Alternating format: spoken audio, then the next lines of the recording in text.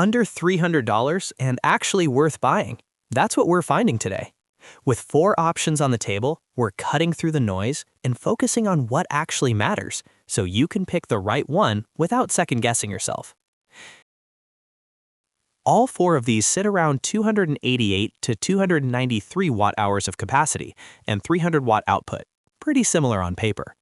But the BLUETTI stands out with 600 watt continuous output and 1500 watt surge, double what the others offer. The EcoFlow charges from 0 to full in just 1 hour, the fastest of the bunch. And the Anker recharges to 80% in just 50 minutes. So same price range, same capacity, but very different strengths. Let's break them all down. The River 3 brings something unique to this price range: GaN technology, which basically means it runs more efficiently and gives you double the runtime for appliances under 100 watts compared to standard power stations. That's a big deal if you're running a router, lights, or phone chargers during an outage. Charging is the fastest here, 0 to full in just 1 hour. It also has a 20 millisecond UPS switch, so if the power cuts suddenly, your devices won't even notice. Output and capacity are similar to the Jackery and Anker. If efficiency and charging speed are your priority, River 3 is hard to beat. The Jackery Explorer 300 is the lightest of the 4, at just 7.1 pounds. And if you've ever lugged a power station around a campsite or carried one between floors during an outage, you know how much that matters. Capacity and output match the EcoFlow and Anker, so you're not giving anything up there. It charges to 80% in about 2 hours using wall and USB-C simultaneously, which is solid for this price range. Jackery has built a massive following for a reason.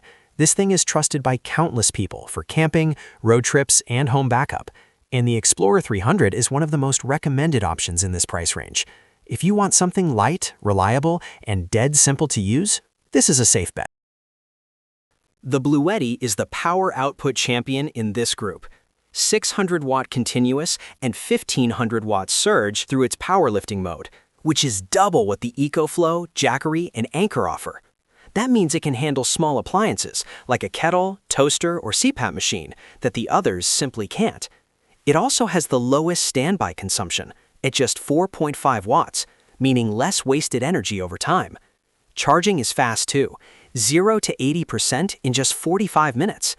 If you need more power headroom and better efficiency in this price range, BLUETTI wins without question.